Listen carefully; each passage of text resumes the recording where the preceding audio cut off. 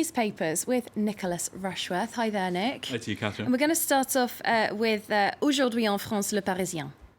And a figure that we're used to here on France 24, a blast from the past there, he is DSK, Dominique Strauss-Kahn.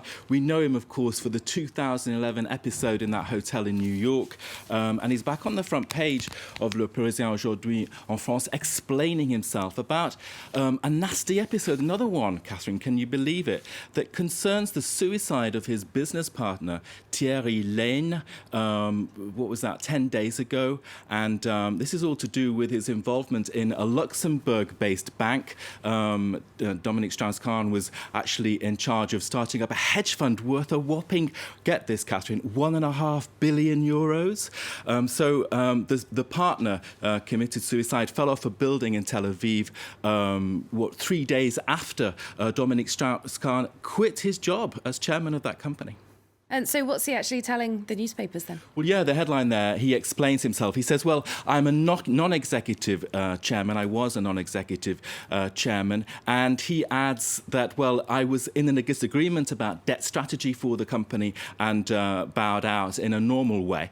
But, of course, the paper there commenting in its editorial that, well, this is very much not a good thing for him. It's another mauvaise passe, another impasse for him. And, of course, we've got to remember that Dominique Strauss-Kahn, Catherine, at one point was very much favourite to be socialist president. The cartoon in Le Parisien-Aujourd'hui-en-France this Thursday, so there's a lot of the talking, actually, because it shows Dominique Strauss-Kahn with the president, François Hollande, and Dominique Strauss-Kahn says, oh, I've got so many woes and headaches and problems at the moment. And Hollande says, well, just imagine if you'd actually been the president of the French Republic. So, very difficult times for both men. Let's move on to François Hollande himself, who's also in the papers. He is. He's making the front page of Le Figaro, the right-wing paper there. You can see Hollande, and not alone again. He's with Manuel Valls, his prime minister, and the headline there, La guerre des nerfs. So a war of nerves between the two men. The paper is saying that basically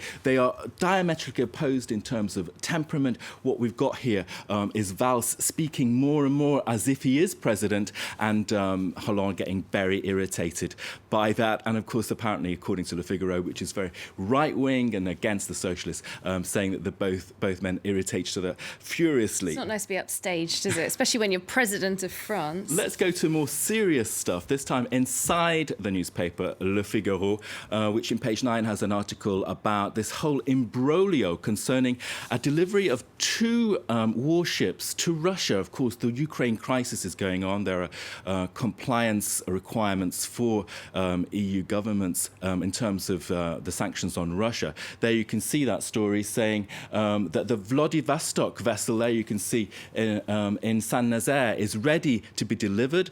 And of course, there's a whole kerfuffle now about, well, Russia is saying, yes, we have an invitation to attend the delivery ceremony on the 14th of November, and the Elysée Palace is saying, no, you don't. So there's a crossed wires there. The Parisien-Aujourd'hui reporting on that, saying, yes, there is a denial from the Elysée about that. So the paper Le Parisien actually prints the letter itself for the invitation. So that's lots of red faces there. Slightly hard to deny when they're printing it. Well, we'll move on to the main left-wing paper, Libération. They're leading with another story that's been huge news here in France this week. Well, it has, hasn't it? It's been an emotional week, hasn't it? Because there's been so much attention on this young man, 21-year-old Rémi Fraisse, who's an eco-protester. And there we can see Libération's front page looking at this whole dam project that Rémi Fraisse really strongly opposed. He was killed by a concussion grenade. And there you can see the headline there in Libé this Thursday. And it's saying, well, there's going to be an announcement soon that the whole dam project will be scrapped. That's Libération's take. Le Parisien too reporting on this, saying, well, what we've got here is the whole question of a dossier and a whole project in the southwest of the country, in the Tarn region, which was just never going to get off the ground in the first place. It's a poisoned dossier. You can see the headline there. And, of course, what we've got now Catherine, in Saturday, there's going to be more protests against this dam project, and there's going to be tributes to Remy Fraisse, the 21-year-old, on Saturday. And we saw incidents last night outside the Paris town hall, didn't we, the Hôtel de Ville, about this whole incident. So one of the top stories this week. Absolutely. Many people in France are very angry and wanting to know exactly what happened down there at that dam project. Thanks very much, Nick Rushworth. He'll be back a little bit later on this morning with a look through the international papers for us. For now, though, we're going to check out what's making